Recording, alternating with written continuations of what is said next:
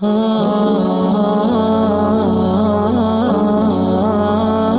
علیکم۔ حال ہی میں ایک واقعہ ہوا ہے کہ قرآن پاک کی بے حرمتی ہوئی ہے مغرب میں، جیسے پہلے ہوتا رہتا ہے۔ کبھی نبی پاک صلی اللہ علیہ وسلم کے گستاخانہ خاکے بنتے ہیں، کبھی قرآن پاک کی بے حرمتی ہوتی ہے، کبھی کچھ اور ہمارے لوگ جیسے پہلے کرتے ہیں، ان کے خلاف اسٹیٹس وغیرہ لگا لیے، یا فیس بک پہ، واٹس ایپ پہ، یا پھر ان کو گالی وغیرہ دے دی، اور کچھ دنوں کے بعد بے بس ہو کے بھول جاتے ہیں۔ اب مجھے لگتا ہے کہ اس سب کے ذمہ دار ہم لوگ خود ہیں۔ اس کے لیے سمجھنے کی ضرورت یہ ہے کہ انٹرنیشنل لیول پہ یہ چیزیں روکنے کے لیے جو ہے نا وہ دباؤ کی ضرورت ہوتی ہے، ٹھیک ہے؟ کیونکہ انٹرنیشنل لیول پہ آپ کی بات کوئی بھی ملک اس وجہ سے کبھی نہیں مانے گا کہ آپ بات ٹھیک کر رہے ہیں۔ انٹرنیشنل لیول پہ آپ کو بات منوانے کے لیے یا تو آپ کا ڈر ہونا چاہیے یا مفاد ہونا چاہیے لوگوں کا آپ کے ساتھ۔ اور بدقسمتی سے مسلمانوں کی حالت اس وقت یہ ہے کہ نہ ان کا کسی کو ڈر ہے، اور نہ ہی ان سے کوئی مفاد ہے کسی کو۔ مثال کے طور پہ ڈر ان اے سینس کہ مطلب جیسے اب ہم مغرب کی چیزیں استعمال کرتے ہیں، مطلب ان کی ساری ہماری ٹیکنالوجی، ہر طرح کی ٹیکنالوجی جو ہے نا ہم ان کی یوز کر رہے ہوتے ہیں۔ جیسے پہلی دفعہ جب یہ واقعہ ہوا تھا تو ایک مہم چلی تھی کہ جی میڈ ان پاکستان خریدیں، ان کی چیزیں نہ خریدیں تاکہ انہیں نقصان ہو۔ تو معاملہ یہ ہے کہ جب لوگوں نے اس طرف سوچنا شروع کیا تو میڈ ان پاکستان چیزیں پہلی تو بات اتنی ہیں ہی نہیں جتنی ہماری ضرورت ہیں، جتنے ہم عادی ہو چکے ہیں، اور دوسرا اگر ہیں بھی تو ان کی وہ کوالٹی نہیں ہے جو ہمیں چاہیے، جو ہے نا وہ کافروں کی چیزوں میں ہے، جو ان کی چیزوں میں ہے جو اسلام کے دشمن ہیں۔ تو ہم کہاں جائیں؟ ٹھیک ہے، تو مجھے لگتا ہے کہ اس سب چیز کا ہر وہ بندہ ضرور جو ہے نا وہ ذمہ دار ہے جس کی زندگی کا صرف مقصد یہ ہے کہ میں نے صرف پیسے کمانے ہیں، جس کی زندگی کا مقصد یہ نہیں ہے کہ میں نے کچھ ایسا بنانا ہے جو کہ اسلام کی یا امت کی جو ہے نا وہ کو اسٹرینتھن کر سکے۔ ہر وہ باپ اس کا ذمہ دار ہے جو اپنے بیٹے کو صرف یہ سکھاتا ہے کہ تم نے اچھی نوکری حاصل کرنی ہے کسی نہ کسی طریقے سے، تم نے اس لیے پڑھنا ہے تاکہ تم اچھی نوکری حاصل کرو۔ ہر باپ کا یہ فرض بنتا ہے کہ اپنے بیٹے کو یہ سکھائے کہ بیٹا آپ نے کچھ ایسا کرنا ہے پڑھ لکھ کے۔ اگر آپ فار ایگزامپل آپ ایک میتھمیٹیشین بن رہے ہو تو آپ نے میتھس میں کچھ ایسا کرنا ہے کہ اسلام جو ہے نا وہ اسٹرینتھن ہو سکتا ہے، یہ it's not a big deal, ٹھیک ہے؟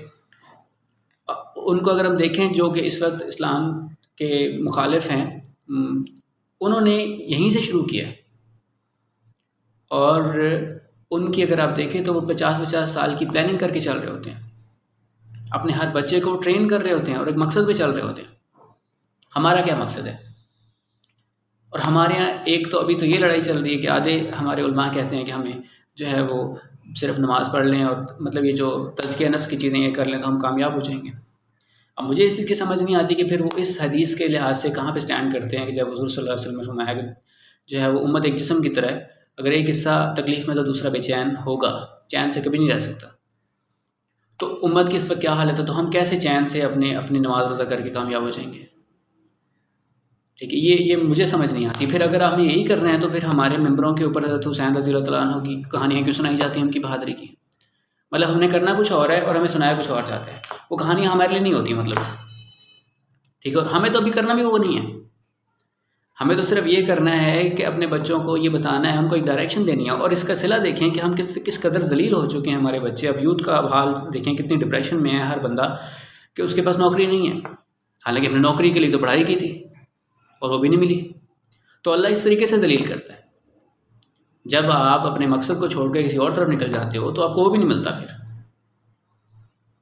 ٹھیک ہے؟ اور دوسری بات ایک اور یہاں سے مجھے یہ مشاہدہ ہوا ہے کہ جب فار ایگزامپل ہم ایک دوستوں میں کسی ایک دوست کو تنگ کر رہے ہوتے ہیں لوگ، تو جتنا وہ تنگ ہوتا ہے اتنا ہی دوست اس کو زیادہ تنگ کرتے ہیں۔ تو اگر ہم یہ کر کے دکھائیں گے ان کو کہ ہم اپنے ملک کی چیزیں توڑ رہے ہیں، ہم احتجاج کر رہے ہیں، اس میں ان کا کیا نقصان ہو رہا ہے؟ اسلام اس سے کیسے بڑا ہو سکتا ہے؟ ٹھیک ہے، تو ہمیں اس چیز پہ بڑی شدت سے سوچنے کی ضرورت ہے کہ ہمیں جو ہے وہ اس پہ عمل کرنا ہے، اور یہ ٹائم بہت کم ہے۔ اگر آپ ٹیکنالوجی میں ذرا سا بھی دیکھیں تو ابھی وہ کہاں پہنچ چکی ہے اور ان کے آگے کے کیا پلانز ہیں۔ وہ اے آئی پہ کام کر رہے ہیں، آرٹیفیشیل انٹیلیجنس پہ، روبوٹکس کی طرف جا رہے ہیں، اور ہمارے بچے کیا کر رہے ہیں، ہم کیا کر رہے ہیں؟ ٹھیک ہے، تو اللہ نے شروع سے دستور رکھا ہے. ایون صحابہ نے بھی جب ڈسپلن توڑا تو ان کو بھی سزا ملی ہے. تو ہم کیا چیز ہیں؟ ہماری ذلت اور رسوائی کے سبب ہم خود ہیں. ہم میں سے کوئی بندہ بھی اس چیز کی ذمہ داری لینے کے لیے تیار ہی نہیں ہے، بلکہ ایک دوسرے کو مایوس کرنے کے چکر میں ہے کہ ہم نہیں کر سکتے، ہم کیسے کریں گے، ہم کہاں ہیں، وہ کہاں ہیں، ہمیں تو اتنے سال لگ جائیں گے، یہ ہو جائے گا، وہ ہو جائے گا. دس از ناٹ یور کنسرن. آپ نے یہ نہیں اللہ کو بتانا کہ میں یہ کر پایا یا نہیں کر پایا. آپ نے صرف یہ بتانا ہے، اللہ نے جانچ لینا خود ہی کہ آپ کی نیت کیا ہے. اگر آپ سیرت پڑھیں، سورہ احزاب پڑھیں، غزوہ احزاب میں جو حالات تھے، کہیں سے نہیں لگتا تھا کہ مسلمان جیت پائیں گے، لیکن ایسی پستی ہوئی کافروں کی کہ وہ لڑے ہی نہیں. ٹھیک ہے، اس طرح کے بہت سے واقعات اور ملتے ہیں کہ جب اللہ کو یہ یقین ہو جاتا ہے کہ یہ میرے بندے سچے ہیں، ان کی لگن سچی ہے، ان کے جذبے سچے ہیں، تو اللہ تعالیٰ غیب سے مدد کرتے ہیں. لیکن شرط یہ ہے کہ اللہ کو اس کا پہلے اللہ نے اس سے پرکھنا ہے، اور اللہ کبھی غلط تو پرکھ نہیں سکتا. تو اس لیے ہمیں جینونلی اس پہ جو ہے نا وہ اس کو اپنی زندگی کا نصب و لائن بنانا پڑے گا کہ ہمیں اس پہ کام کرنا ہے. اور اس سے کیا نقصان کیا ہے ہمارا؟ نقصان کچھ بھی نہیں ہے، اور فائدہ ہی فائدہ ہے. فائدہ کیسے ہے؟ مثال کے طور پہ میں آپ کو جیسے کہہ رہا ہوں کہ اگر کوئی بچہ میتھمیٹیشین بنتا ہے تو وہ اس سوچ سے بنے کہ میں نے میتھس میں کچھ بڑا کرنا ہے. تو یہ کیسے ممکن ہے کہ اگر وہ میتھس کا ایکسپرٹ ہو اور اسے جاب نہ ملے، اور اسے بس پیسے نہ ہوں؟ یہ تو ہو ہی نہیں سکتا. ٹھیک ہے، اور اس عزت بھی ملے گی. ابھی جو جاب ملتی ہے، جو بندے کارپوریٹ سیکٹر میں کام کر رہے ہیں پرائیویٹ جاب میں، وہ ہمیں کوئی عزت نہیں ہوتی. وہ آپ نے سب نے سنا ہوگا، the boss is always right. ٹھیک ہے، کہ مطلب باس جب بھی کچھ بھی کہہ سکتا ہے آپ کو، اور آپ کو سننا ہوگا.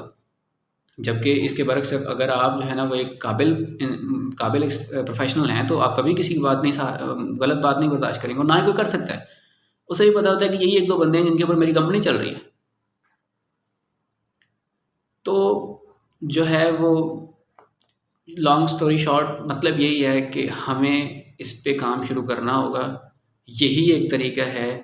اگر ہم واقعی غیرت مند ہیں، اگر ہمیں واقعی دکھ ہوتا ہے کہ جب اسلام کو تکلیف پہنچتی ہے تو ہمیں دکھ ہوتا ہے اور ہمیں کچھ کرنا ہے، تو یہی ایک طریقہ ہے. اس کے علاوہ اگر آپ کہیں کہ میں دعائیں مانگ لوں گا، یہ کر لوں گا، وہ کر لوں گا، اس طرح نہیں ہونے والا کچھ بھی. ٹھیک ہے، تو میری آپ سے ریکویسٹ، یہ ساری بیان کرنے کے پیچھے یہی ریکویسٹ ہے کہ ہمیں جو ہے سب سے پہلے تو کریکٹر اپنا بلڈ کرنا ہے. صحابہ جب کہیں جاتے تھے ایز اے بزنس مین، تو تب اگلے لوگوں کو آلریڈی پتہ ہوتا تھا کہ یہ کیسے تاجر ہوں گے. ہے آج بھی ویسے ہی. آج بھی مسلمان جب جاتے ہیں تو پتہ ہوتا ہے اگلے بندوں کو کیسے ہوں گے، دھوکے باز ہوں گے، فراڈیاں ہوں گے. بس فرق یہ ہے کہ تب پتہ ہوتا تھا کہ یہ سچے ہوں گے، یہ کبھی جھوٹ نہیں بولیں گے، دھوکہ نہیں دیں گے. ٹھیک ہے، تو کریکٹر بھی شو کرنا پڑے گا، اور ساتھ میں اپنی پرسسٹنس بھی، اور ساتھ میں اپنا جو ہے نا وہ جینوئنلی اپنا انٹرسٹ اس طرف لے کے آنا پڑے گا، تبھی ہماری بقا ہے. ورنہ جس قدر فتنے پھیل رہے ہیں، آپ کی سوچ نہیں ہے. ہاں، اگر آپ کبوتر کی طرح آنکھیں بند کر لیں تو الگ بات ہے، لیکن بہت برے حالات ہونے والے ہیں اگر ہمیں جاگنا ہے. تو ریکویسٹ آپ لوگ سے یہی ہے کہ اپنے دین کو پڑھیں، سیکھیں، کریکٹر بلڈ کریں، اور اپنی امت کے لیے کام کرنا شروع کریں. ادروائز اپنی اگلی نسلوں کے ساتھ آپ بہت ناانصافی کر رہے ہیں. مجھے دعا میں یاد رکھیے گا. اللہ حافظ.